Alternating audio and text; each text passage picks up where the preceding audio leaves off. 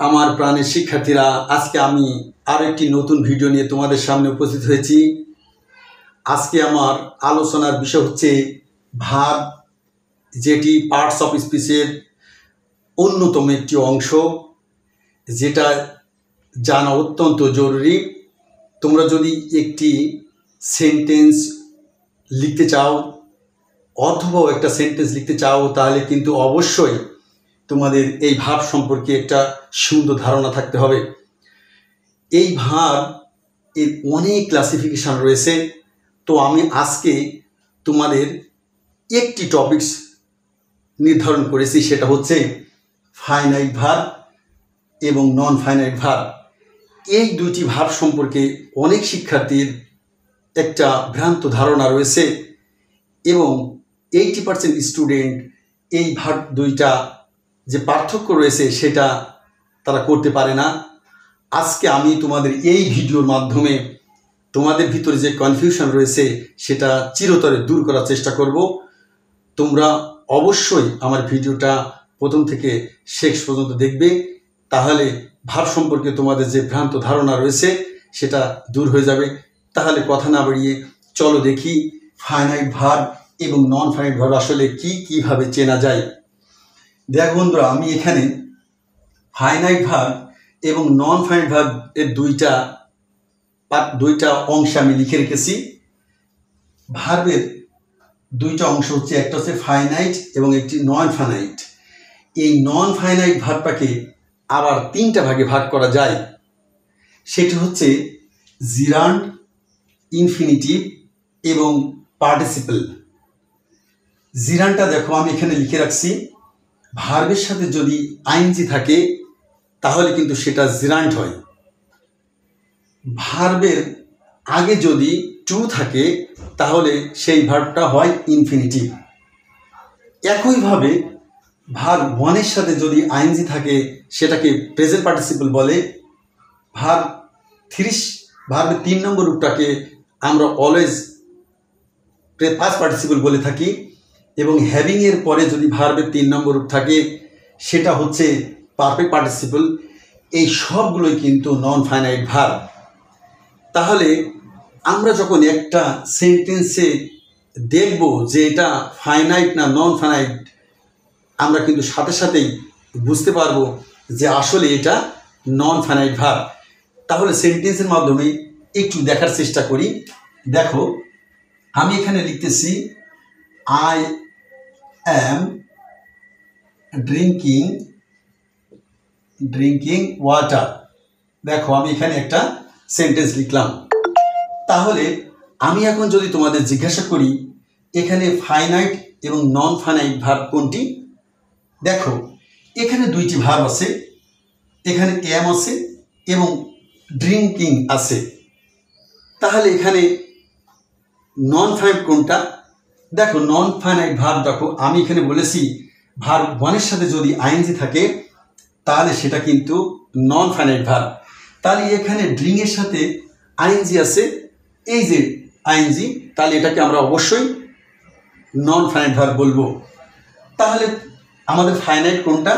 আমাদের কিন্তু এই অ্যামটা ফাইনাইট ভার্ব। দেখো আমি যদি এখন এখানে লিখি আই হ্যাভ ড্রাঙ্ক ওয়াটার, তাহলে এখানে আমার নন ফাইনাইট ভার্ব কোনটি? অবশ্যই কিন্তু এটা নন ফাইনাইট ভার্ব। কেন নন ফাইনাইট ভার্ব? দেখো আমি এখানে লিখে রাখছি ভার্বের 3 নম্বর রূপ আমরা যখনই সেন্টেন্সে পাবো তখন কিন্তু আমরা সেটাকে অবশ্যই আমরা নন ফাইনাইট ভার্ব বলবো। আরেকটা দেখো এখানে দেখো হ্যাভিং প্লাস ভার্ব 3, আমরা যখনই কোনো সেন্টেন্সে এই যে হ্যাভিং এর পরে ভার্ব 3 পাবো তখন কিন্তু আমরা অবশ্যই সেটাকে নন ফাইনাইট ভার্ব বলবো। দেখো আমি আরো একটা সেন্টেন্স লেখার চেষ্টা করছি আমি তোমাদের সুবিধার জন্য। দেখো I want to drink water. এখানে দেখো আমি এখানে দুইটি সেন্টেন্স লিখেছি, একটা সেন্টেন্স লিখেছি কিন্তু ওই সেন্টেন্সের মধ্যে দুইটি ভার্ব আছে। দেখো এখানে ওয়ান্ট আছে আর এখানে দেখো ড্রিঙ্ক আছে। তাহলে এই ড্রিঙ্কের পূর্বে দেখো এখানে একটা টু আছে, তাহলে আমি এখন যদি তোমাদের জিজ্ঞাসা করি এখানে নন ফাইনাইট ভার্ব কোনটা, তাহলে আমরা কিন্তু অবশ্যই বলবো এই যে ড্রিঙ্কটা কিন্তু নন ফাইনাইট ভার্ব। কেন বন্ধুরা? এখানে দেখো আমি লিখেছি ভার্ব ওয়ানের পূর্বে যদি টু থাকে তাহলে অবশ্যই আমরা সেটাকে নন ফাইনাইট ভার্ব বলবো। আরেকটা দেখো, আরেকটা সেন্টেন্স আমি তোমাদের লিখে দেখার চেষ্টা করছি। আমি তোমাদের লিখে দেখানোর চেষ্টা করছি। দেখো আমি এখানে লিখলাম walking is good for health. এখানে দেখো আমি লিখলাম walking is good for health.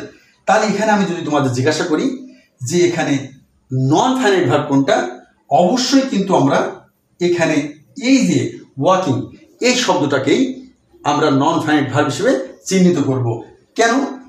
দেখো ভার্ব ওয়ানের সাথে যদি আইএনজি থাকে, এই যে ভার্ব ওয়ানের সাথে যদি আইএনজি থাকে তাহলে অবশ্যই আমরা সেটাকে নন ফাইনাইট ভার্ব বলবো। তাহলে এখন আমি যদি তোমাদের জিজ্ঞাসা করি তাহলে ফাইনাইট ভার্বগুলো কোনটা, তাহলে ফাইনাইট ভার্বগুলো কি, তোমরা এক কথায় উত্তর দিবে যে এই ভার্বগুলো বাদে, অর্থাৎ ভার্বের এই তিনটা রূপ বাদে আমরা যখন অন্য কোনো ভার্ব পাবো তাহলে কিন্তু আমরা সেটাকে ফাইনাইট ভার্ব বলবো। তাহলে নিশ্চয়ই তোমরা কিন্তু ফাইনাইট এবং নন ফাইনাইট ভার্বের পার্থক্যটা বুঝতে পেরেছো এবং ফাইনাইট এবং নন ফাইনাইট ভার্ব কোনটা অবশ্যই বুঝতে পেরেছো। বন্ধুরা তোমাদের সুবিধার জন্য আমি এখানে আরও একটা টেকনিক দেখানোর চেষ্টা করছি। আসলে ফাইনাইট এবং নন ফাইনাইট ভার্ব চেনার আরও একটা সহজ কৌশল রয়েছে, সেটি কি চলো একটু দেখি। দেখো আমি এখানে তোমাদের বলতে পারি যে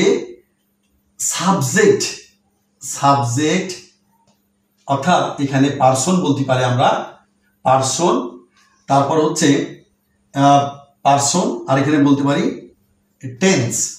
তাহলে সাবজেক্টের যেটা পার্সন, এই পার্সন এবং টেন্স অনুযায়ী যে ভার্বটা পরিবর্তন হয়, আমি আরেকবার বলছি, পার্সন ও টেন্স অনুযায়ী যে ভার্বটি পরিবর্তন হয় একটা সেন্টেন্সের মধ্যে, আমরা সেই ভার্বটাকে ফাইনাইট ভার্ব বলবো। আর যে ভার্বটা পরিবর্তন হয় না সে ভার্বটাকে আমরা অবশ্যই নন ফাইনাইট ভার্ব বলবো। তাহলে একটু দেখি একটা সেন্টেন্সের মাধ্যমে কিভাবে পরিবর্তন হয়। আমি এখানে লিখছি, দেখুন আই এম ইটিং রাইস। খেয়াল করো, আই এম ইটিং রাইস, আমি এখানে লিখেছি আই এম ইটিং রাইস। তাহলে এখানে নন ফাইনাইট ভার্ব কোনটা? এই ইটিংটা কিন্তু নন ফাইনাইট ভার্ব। তোমরা যদি এই দিকে লক্ষ্য করো যে ভার্ব ওয়ান প্লাস আইএনজি, তাহলে কিন্তু ওইটাই নন ফাইনাইট ভার্ব।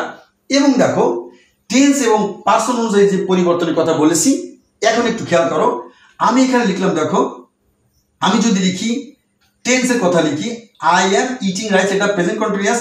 আমি যদি লিখি আই ওয়াজ ইটিং রাইস, দেখো আমার এখানে কিন্তু এই ভাবটা এটা কিন্তু পরিবর্তন হয়নি। আমার পরিবর্তন হয়েছে কোনটা? আমার কিন্তু এই এমটা পরিবর্তন হয়ে ওয়াজ হয়েছে।